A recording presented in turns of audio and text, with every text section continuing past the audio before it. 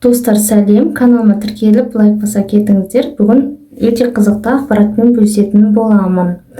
Pinduoduo сайтында платформаға кіретін болсақ, 520 деген қызыл жүрекше жазулар пайда болды. Бұл нені білдіреді? Қытай мемлекетінде мерекелер өте көп. Соның бірі май айының, яғни мамыр айының 20 күні ғашықтар күні тойланады.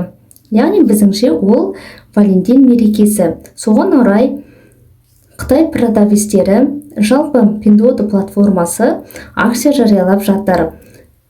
Яғни көптеген өте сапалы товарларды арзан бағада алсаңыздар болады. Барлық скидкаларды көру үшін будильник белгісіне кіреміз.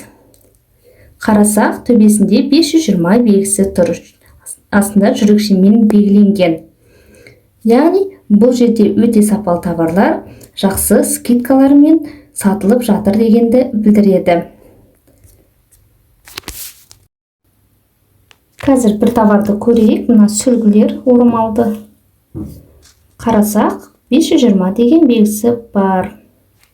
Яғни бұл жерде товарға акция жүріп жатқандығын білдіреді. Әрбір акцияның, скидканың өздерінің уақыттары болады. Соған сәйкес пайдаланып қарай берсеңіздер болады. Және де сапалы товарлардың скидкасын көрудің тағы бір жолы қызғылт дорбашаны басатын болсақ, бұл бізде сапалы товарларға скидка. Бұл жерде де көптеген магазиндер акция жариялап жатыр. Міне мына товарға кірсек, 520 деген белгісі бар. Яғни акция жүріп жатқандығын білдіреді.